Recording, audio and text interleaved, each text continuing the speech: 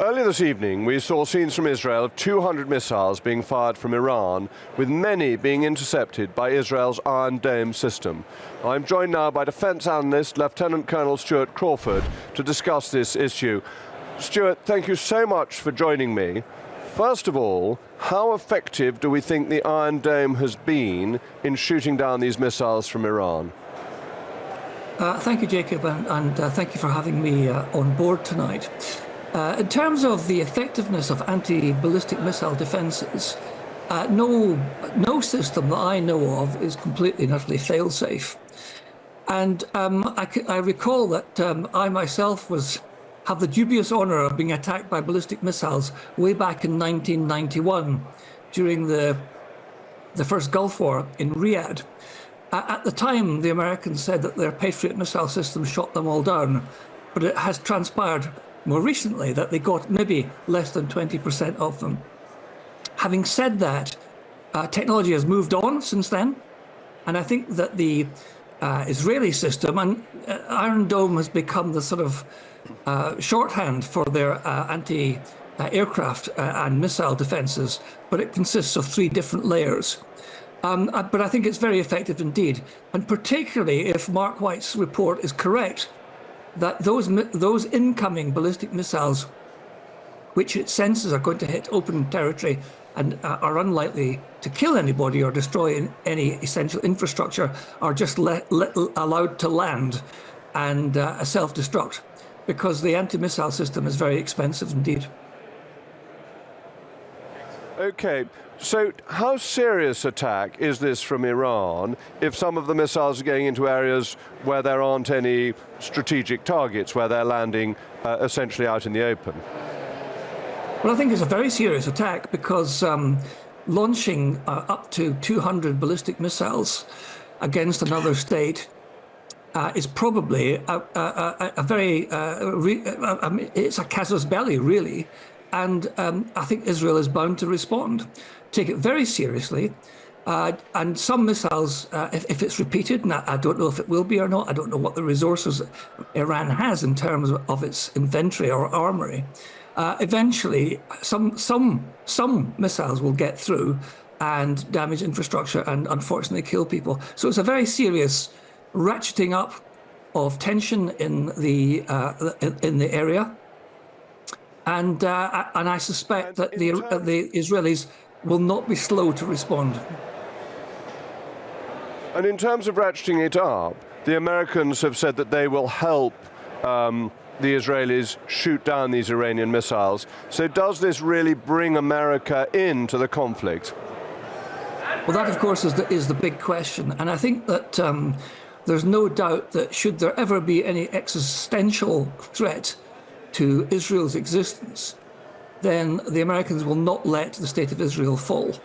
How closely involved they will get in this bout of exchanges of fire remains to be seen. But we know that US missile destroyers have been involved tonight in shooting down the incoming Iranian missiles. And I think that will continue. The British MOD has so far not said whether it was involved, but I wouldn't be surprised if it was. All right, well, thank you very much, Colonel. With me now is the former editor of The Sun, Kelvin MacKenzie. Kelvin, looking at the politics of this and the geopolitics of this, is this really bringing to fruit a conflict between Israel, the US, and Iran and Iran's allies?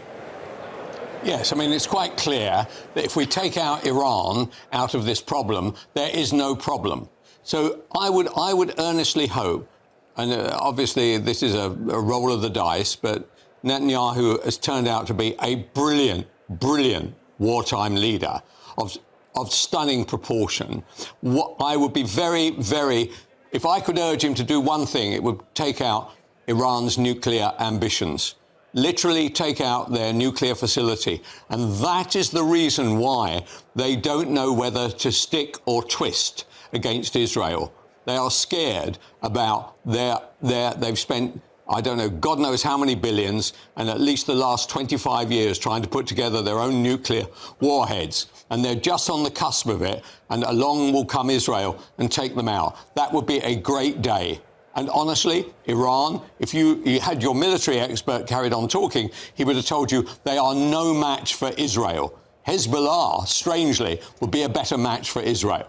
So I am enormously hopeful that Israel decides to actually take one more punt into finally destroying an enemy whose actual policy is, as is Hezbollah's, as is Hamas's, which is the destruction of Israel.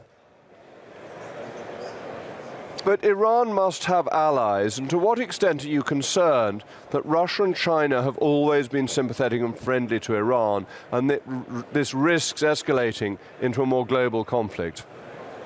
Well, actually, as much as as much as I love America, actually, Israel can do it on its own as long as America supplies the arms. And you have to say, Iran, were they being serious tonight? I mean, 160 missiles is a hell of a lot of missiles. If that was coming in from Iran into London, we would have a massive war. Israel must respond. And I wouldn't worry about China or Russia. They've got their hands full in other areas and have other ambitions.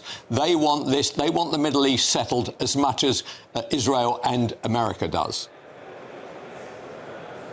And in terms of the missiles that Iran's firing, do you know where they get them from? Is this North Korean weaponry? Who are the supporters of Iran in this? Well, you know, nutcases around the world like North Korea enjoy tweaking the tail of the Western tiger. But in the end of the day, it doesn't matter. They aren't any match. There is no equivalence between Israel and Iran. Israel are a magnificent fighting force, an enormously clever 9 million people taking on anybody who wants to destroy them. We, this country, and I was pleased to see that Starmer's done something right over the last few weeks by tonight saying, we're with you on this. Nobody can take 160 missiles and just say, oh, well, you didn't really mean it. I'm afraid there will be a response. I look forward to it.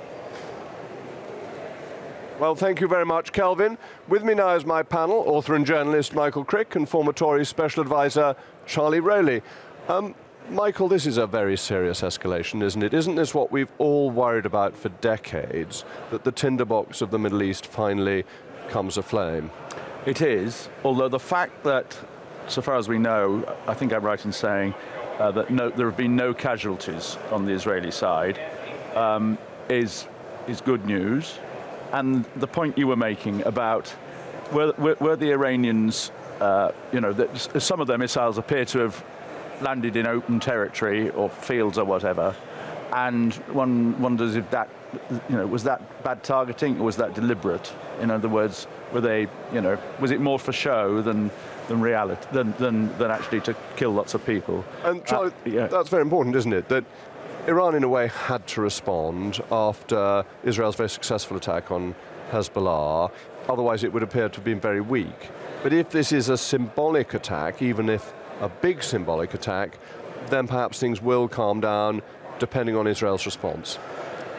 Well, you can hope. I mean, it is symbolic, but it's significant, over 200 missiles. And we've always sort of, suggested that, whether it's Hezbollah, Hamas and the Houthis, Iran has been training those organizations. They've been contributing financially to those organizations and those cells. But Iran itself has not played a part. But now that it has very much got itself involved, I think that's something that puts us all slightly more on edge. And we just have to keep a watching eye over it.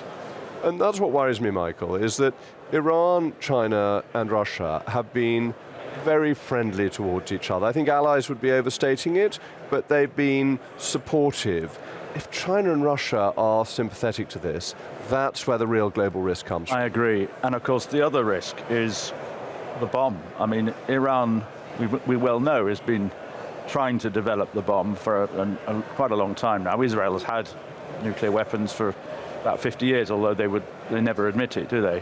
But there comes a point where, if things carry on like Iran will get the bomb, and then the whole situation changes. And does that then mean that Israel and America have to sort Iran out before they get the bomb, rather than wait until they do. Well, that was very much Kelvin's point, that he thought the response from Israel could be so strong that it takes out Iran's nuclear capability. That actually, in the long term, would be a good thing for peace in the Middle East and globally. Potentially, but as we know, with all of these other organisations that I've just talked about, it could actually exacerbate the problem even more in the long term. And you'll see there may be, if you do get rid of that bomb in Iran, the involvement of Russia, China, that obviously want to see the decline of the West. And the trouble is then, of course, well, eventually they will, rebuild, as we've seen before, and get it one day. And also, I mean, all of this just makes antagonises more and more people on both sides, and creates new generations of even more militant people, both on the Israeli side and on the Arab and on the Iranian side, and it just gets harder and harder, further and further away from peace. The hatred's run very deep. Well, thank you very much to my panel. We'll be changing